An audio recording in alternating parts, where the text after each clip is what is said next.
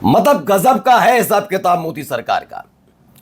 इतना बड़ा आंदोलन होने के बावजूद अगर आप ये समझ नहीं पा रहे कि युवा पीढ़ी क्या सोचती है, उसे कैसे टैकल करना है, तो काहे बात की सरकार? क्या आपकी इंटेलिजेंस रिपोर्ट इतनी फेलियर है, आपको पता ही नहीं चल पा रहा? क्या इतनी वैचारिक दरिद्रता आ गई है? मैं ये बात इसलिए कह रहा हूं क्योंकि लाल किले की प्राचीर पर से जब संबोधित किया गया तो अपने 12-13 साल का इतिहास बताया जा सकता था। आप ही तो कहते हैं स्वर्णिम काल है, तो उसके बारे में ही बोल लेते, एक औपचारिकता कर लेते। लेकिन आपको बोलना था दिमागी नक्सल। नई मुसीबत मैं इसलिए कह रहा हूं क्योंकि दिमागी नक्सल नाम से एक नई पार्टी बन गई है। पहले से ही कॉकरोच जनता पार्टी ने सांसें फुला रखी हैं। और खास बात यह है कि आज आपको दिखाऊंगा कि बेतहाशा भीड़, जिसे बड़ा बच्चों की उतर आए हैं बच्चे, जिन्हें अभी 4 दिन पहले ही योगी के मंत्री को घेर लिया था, वही फिर से सड़क पर हैं। बेतहाशा बारिश के बीच क्या क्या हो रहा है दिखाने जा रहा हूं। एक तरफ दिमागी नक्सल जनता पार्टी आ गई है, तो दूसरी तरफ छात्रों ने कैसे बेचैनी बढ़ा दिया। नमस्कार, मैं हूं प्राज्वल गौतम और आप देख रहे हैं खबर चौक। ये देखिए, पहले कुछ तस्वीरें दिखाऊं उससे पहले ये देखिए, नई पार्टी आ गई है दिमागी नक्सल। सबने आपने सुनी लिया होगा दिमागी नक्सल के नाम से जो बताया जा रहा था कि दिमागी नक्सल हैं। फिर कुछ लोग आए कि उन्होंने कहा कि हाँ साहब ने कहा है तो सही कहा होगा, तो उसको सपोर्ट किया जा रहा है कि नहीं, मोदी जी ने सही कहा, ये दिमागी नक्सल है। मैं कह रहा हूँ कि जब आपको पता है कि पहले से ही चीफ जस्टिस ऑफ इंडिया के एक बयान, एक शब्द कॉकरोच कहने पर ही कॉकरोच जनता पार्टी बनी भी, उसे आपने बहुत हल्के में लिया और हालत फिर उसके बाद क्या हुई तो समझ लेना चाहिए था। लेकिन आप बात ही नहीं मान रहे। अब देखिए, दिमागी नक्सल जनता पार्टी क्या क्या है, इसका एजेंडा क्या क्या है। पहला तो इन्होंने बताया खराब वाला दिमाग यूज करो। उन्होंने बताया प्रोपेगेंडा नहीं होगा, हेट नहीं होगा, एंटी नेशनल नहीं होंगे, बाइस नहीं रहेंगे, फेक न्यूज नहीं चलेगी, हमारे का भैया डिवीजन नहीं, मतलब बटेंगे नहीं, विक्टिम कार्ड नहीं चलेगा और अर्बन नक्सल नहीं। दूसरा उन्होंने कहा फैक्ट पर बात होगी, लॉजिक पर बात होगी, देशभक्ति यानी पैट्रियोटिज्म होगा, यूनिटी होगी, फ्रीडम ऑफ थॉट होगा और कॉन्स्टिट्यूशन यानी संविधान हमारे लिए सर्वप्रथम होगा। ये उन्होंने स्पष्ट कर दिया है। अब इन सब के बीच बार बार आप आकर अब बताइए, अब नया अगर शिफू का जिसने छेड़ा है, अब अगर उसी के इस्तीफा मांगने पर अगर ये जनता उतर आए तो क्या होगा। इन सब के बीच जैसी ये पार्टी बनी, दूसरी तरफ के हालात जरा देखते चलिए यहां क्या हो रहा है। ये देखिए,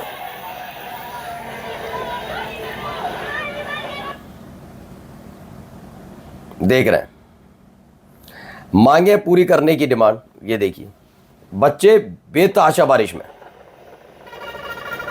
बारिश हो रही है इस समय,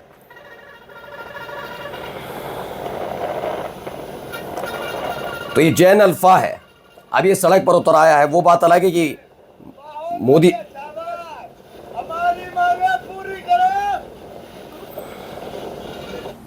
तो बच्चे ये भी आए हैं। कहां का मामला बताऊंगा, ये देखिए।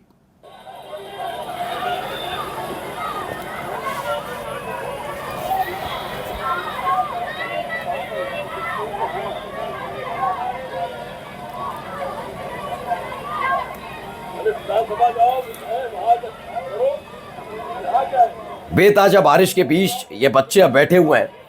ये तस्वीरें दिखानी इसलिए जरूरी है क्योंकि कहा जा रहा था कि एक बार करके तो देखें, ये कॉकरोच आकर तो देखें उत्तर प्रदेश।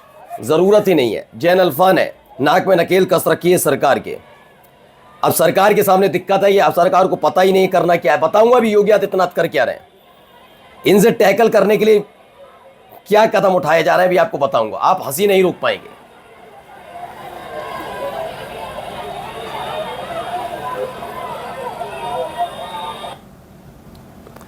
तो जेनजीज के बाद जैन अल्फन, ये देखिए और भी तस्वीरें दिखा, इसलिए वीडियोस दिखाता चल रहा हूं आपको एक एक करके।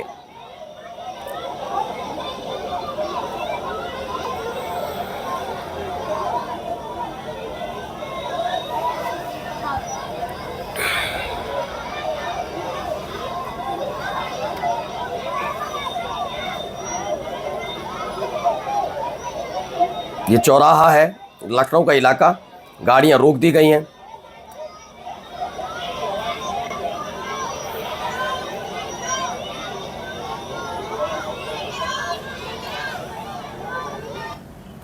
एक और देखिए वीडियो, क्या क्या कह रहे हैं बच्चे, बच्चों की बयान भी सुनाएंगे।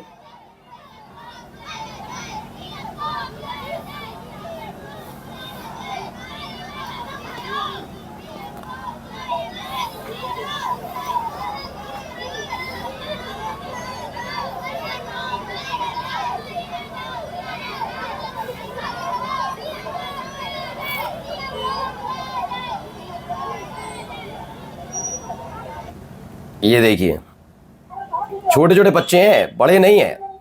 अब टैकल कैसे किया जाए, मैं कह रहा हूं बार बार, टैकल नहीं कर पा रहे, उल्टा वहां कह रहे दिमागी नक्सल। और इन्होंने क्या कर दिया योगी आदित्यनाथ का, उनका भी दिखाऊंगा।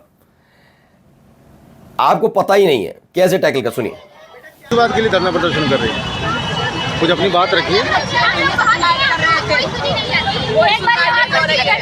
कुछ नहीं हुआ है।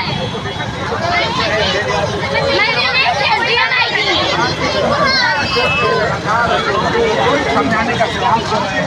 मैं ये तस्वीर दिखा रहा हूँ आपको लखनऊ से, जो आए थे और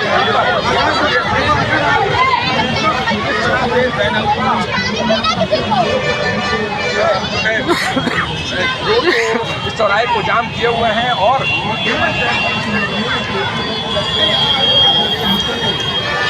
क्या क्या परेशानी बता रहे हैं बच्चे। बेटा क्या नाम आपका कौन से स्कूल से हैं आप? अंकल मेरा नाम अनामिका है, मैं ETS से आई हूँ, महान रोड बालिका विद्यालय से।